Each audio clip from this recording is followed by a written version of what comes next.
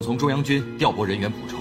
资有多么庞大，相信兵调处统计，5年可以把征兵的重点放在民生要管。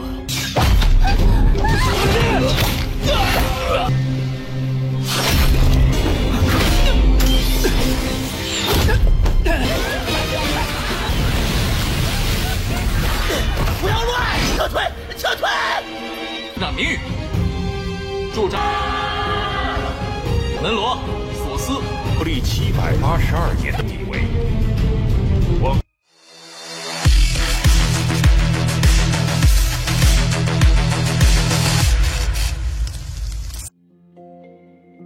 Halo semuanya, selamat datang di Ruang Sinema. Bagaimana kabar kalian semua? Semoga selalu sehat dan baik-baik saja. Sesuai jadwal, jadi pada hari ini kita akan kembali melanjutkan series Donghua Fable River season kedua. Kita sudah membahas season pertama pada channel Ruang Film 2. Untuk tahu lebih lanjut tentang series ini, kita sarankan untuk nonton season pertamanya dulu. Kita akan sediakan link season pertama di playlist. Tanpa berlama-lama lagi, kita akan langsung saja membahas season kedua dari series ini pada episode 15-nya. Kita dibawa kepada Ning dan Chansing, di mana dia menanyakan kondisi terkini dari Ning. Untung saja sejauh ini kesehatan Ning mulai berkembang. Chansing juga bertanya mengenai pendapat Ning tentang putra keluarga Ma. Hanya saja Ning sempat terdiam. Pasalnya sepanjang perjalanan ia selalu mengingat kenangannya bersama dengan Siyu. Hingga Ning pun meminta maaf kepada pamannya, pasalnya ia tidaklah ingin bertunangan dengan Ma Wei. Chansing sepertinya tidak terlalu terkejut. Terlebih lagi ambisi keluarga Ma dalam beberapa tahun ini sangatlah besar. Jika Ning memang tidak menyukai Ma Wei, maka Chansing tidaklah mempermasalahkan hal itu. Ning pun senang mendengar keputusan pamannya. Chansing juga memberitahu di saat Ning sudah lebih dewasa, maka ia akan mengembalikan posisi ini kepadanya. Tapi sayang sekali, Ning justru malah jatuh sakit selama setahun lebih. Berhubung Ning belum terlalu paham dengan urusan pemerintah, jadi dia meminta bantuan kepada pamannya supaya dapat membimbingnya. Chansing bersedia, mungkin dia itu dapat melakukan hal ini selama 2 tahun. Meskipun begitu, Ning tetap harus belajar melakukan hal lain. Bulan kedua tahun 782, ketika semua pemimpin berkumpul, Ning dan Chansing pun telah tiba. Di mana mulai sekarang Ning akan lebih sering menyimak dan banyak belajar dari pertemuan mereka. Rapat pun telah dimulai. Berdasarkan data dari kantor Panglima, selain pasukan penjaga istana, pasukan pusat, pasukan Panji Hitam, pasukan penjaga perbatasan, dan juga pasukan Timur Jauh, keempat pasukan ini kekurangan anggota sebanyak 640.000. Bahkan kekurangan pada wakil perwira Panji atas telah mencapai 1/3. Di antaranya, pasukan di Timur Jauh memiliki kekurangan personel paling parah, hanya kurang dari setengah dari formasi penuh saja. Ini sangatlah mengkhawatirkan, pasalnya Timur Jauh menyangkut keamanan di perbatasan wilayah timur. Seling menyarankan untuk mengirim personel dari pasukan pusat ke arah sana, tapi karena tidak dapat mengganggu pasukan pusat, maka Dilin menyarankan untuk membentuk rekrutmen prajurit baru. Tapi ini ditolak karena dalam data 5 tahun terakhir, keluarga sudah kehilangan lebih dari 1.136.000 prajurit. Chansing seharusnya juga mengetahui hal ini, jadi mereka tidaklah dapat melakukan hal tersebut. Pasalnya keluarga harus memuliakan kesejahteraan rakyat dulu. Chansing setuju, tapi tanpa kekuatan militer, mereka juga akan kesulitan untuk menjamin keselamatan rakyat. 从中央军调拨人员补充。资有多么庞大，相信兵调处统计，5年可以把征兵的重点放在民生要管。Selin pun menyarankan untuk menjadikan para pengungsi dari Timur Jauh dan para pasukan pribadi para bangsawan untuk dijadikan sebagai prajurit. Terlebih lagi, merekrut para pengungsi bisa menutupi kekurangan mereka. Selin juga menyarankan untuk melakukan penyelidikan lebih mendalam lagi untuk membawa pasukan pribadi para bangsawan. Untung saja Dilin bersama pasukannya sudah melakukan hal itu. Adipati Dukyu bahkan melatih lebih dari 30.000 prajurit pribadi di wilayah kekuasaannya. Di Provinsi Dama milik Baron Peisa memiliki 16.000 prajurit. Ma Wei dari Provinsi Walin memiliki 4 divisi pasukan bayaran. Total ada 23.000 prajurit bayaran yang mereka miliki. Dilin meminta mereka untuk membacanya sendiri karena masih banyak data yang ia miliki. Karena yang penting orang-orang dari dalam daftar itu sudah jelas melanggar peraturan hukum. Hanya saja Lo Minghai justru takut jika mengusik para tetua keluarga, mungkin yang ada jabatan mereka yang lebih dahulu hilang. Jadi dia meminta Dilin untuk mempertanggungjawabkan hal tersebut. Di tengah perdebatan itu, Ning mulai mengutarakan pendapatnya, di mana baginya para tetua ini memang sudah melanggar peraturan. Namun bukan berarti mereka itu berniat untuk memberontak. Ning meminta agar Chang Xin dapat membiarkan para bangsawan yang melakukan hal ini sebuah kesempatan. Selama mereka mau menyerahkan kendali militer dan bekerjasama dengan biro kemiliteran, maka mereka pasti tidaklah mempermasalahkan hal itu. Mereka juga dapat memberikan perintah kepada pasukan reguler di tiap provinsi untuk mulai melakukan latihan militer atau kegiatan patroli dengan alasan melindungi para bangsawan. Bagi Ning dan cara itu, maka para senior dari bangsawan keluarga akan berterima kasih atas perhatian keluarga kepada mereka. Chang Xin bersama yang lainnya sangatlah setuju dengan ide tersebut. Bahkan mereka memberikan tepuk tangan kepadanya. 对此就不这样，家族的那些贵族老人或者进行保护贵族的巡逻活动。 Siang berpindah kepada sebuah kereta kuda yang diisi oleh Makin dan Mawe, di mana Mawe ternyata tidak sebaik yang terlihat. Bahkan mereka begitu kesal karena pasukan keluarga Ma telah dipinjam oleh keluarga Jichuan. Tapi semua ini sudah terjadi. Selain itu ternyata alasan Ma mendekati Ning hanyalah bagian dari rencana mereka saja. Tapi karena semua ini sudah gagal, maka Ma Xin meminta adiknya untuk tidak tinggal di kota atas lagi. Lebih baik dia itu kembali dulu ke Danya, karena akar kekuatan mereka berada di wilayah selatan. Tapi sesaat kemudian berbagai serangan tertuju kepada kereta keluarga Ma, yang mana para prajurit yang menjaga tempat ini pun dah mudah dihabisi. Mao yakin kalau orang-orang ini ingin menyerang dirinya. Jadi lebih baik kakaknya itu pergi melarikan diri ketika perhatian tertuju kepadanya. Sesaat kemudian Mao pun keluar dari kereta kudanya dan melakukan pertarungan kepada para pasukan itu. Meskipun dia adalah seorang tuan muda, namun kekuatan dari Mao ini juga tidaklah main-main. Dia dah mudah mengalahkan beberapa prajurit. Namun berhadapan dengan musuh sebanyak ini tentu akan menyulitkan dirinya. Jadi dia pun memilih untuk pergi. Bahkan dalam pelarian tersebut dia harus terkena anak panah.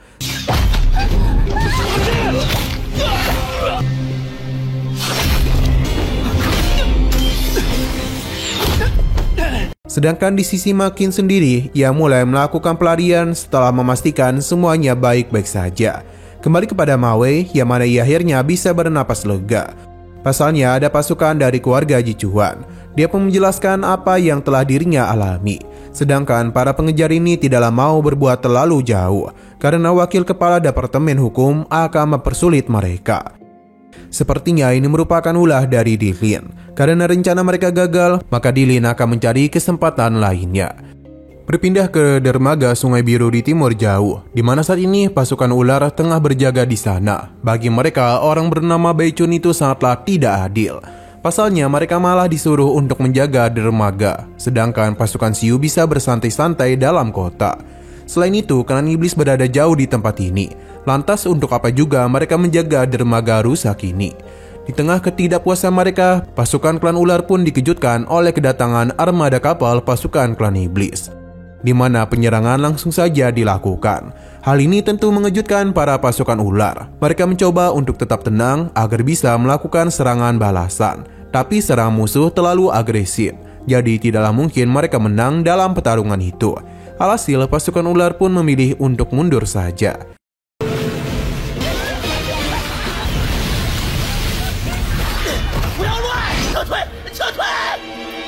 Di sisi lain, Siu dalam setengah hari lagi akan tiba di dermaga Sungai Biru. Tapi setelah sampai di sana, mereka pun dikejutkan dengan hancurnya kamp penjaga yang diserang oleh pasukan iblis. Karena sudah seperti ini, maka Siu pun memilih pergi ke Kerni. Baichun tentu saja kesal karena dermaga mereka telah diambil alih. Pemimpin klan ular menjelaskan kalau musuh terlalu banyak yang membuat pasukannya tidak dapat memberikan perlawanan. Jadi mereka memilih untuk kabur saja. Baichun semakin kesal kepadanya karena bagaimanapun pasukan ular naga memiliki jumlah yang lebih banyak. Dan yang mati hanya sebanyak 300 saja. Bahkan setengah di antaranya mati karena diinjak-injak oleh pasukannya sendiri. Jadi bisa dikatakan semua ini adalah kesalahan pasukan klan ular yang tidak becus. Sesaat kemudian Siu pun datang dan perasaan yang begitu kesal. Karena hanya dalam waktu sebulan saja, separuh dari benteng dan kota mereka bisa jatuh ke tangan musuh. Semua ini adalah ulah dari 3 pemimpin yang tidak becus. Namun mereka malah menyalahkan Xiu karena tidak memberikan makanan yang cukup. Akibatnya mereka tidaklah memiliki tenaga untuk melawan. Tentu saja Bawan Xiu tidaklah membenarkan hal itu, yang menyebabkan perselisihan pun terjadi di antara mereka. Xiu menghentikan semua ini sambil memberitahu kalau prajurit sukarela akan melakukan reformasi militer. Semua orang yang telah terluka maupun yang tidak bisa bertarung dikumpulkan.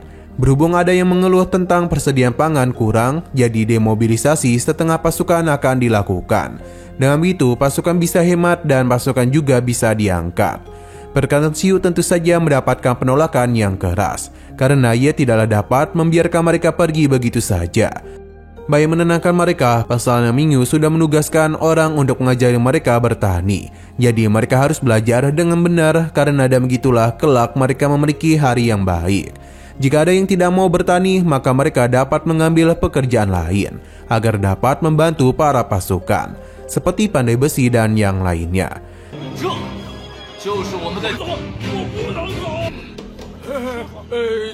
明宇大人已经安排了人交，当然可以去东广场。 Semuanya akan diurus oleh Mingyu. Selain itu, Xiu juga akan menyusun ulang formasi pasukan, di mana dia akan menggunakan pasukan yang lebih sedikit tapi lebih elit, yang mana tujuannya adalah ingin menggabungkan mereka. Meskipun mendapatkan penolakan, tapi Xiu tetap pada keputusannya. Tapi tetap saja pasukan manusia naga menolak reformasi ini.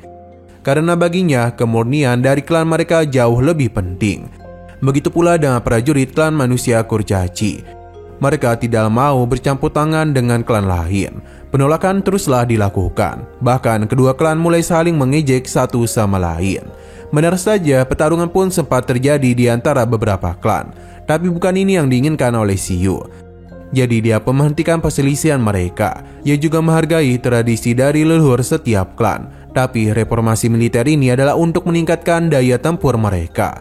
Perlu diingat juga kalau pakan mereka sedang menipis. Jadi Xiu memutuskan untuk memberikan jatah logistik kepada pasukan yang mau menerima perubahan ini.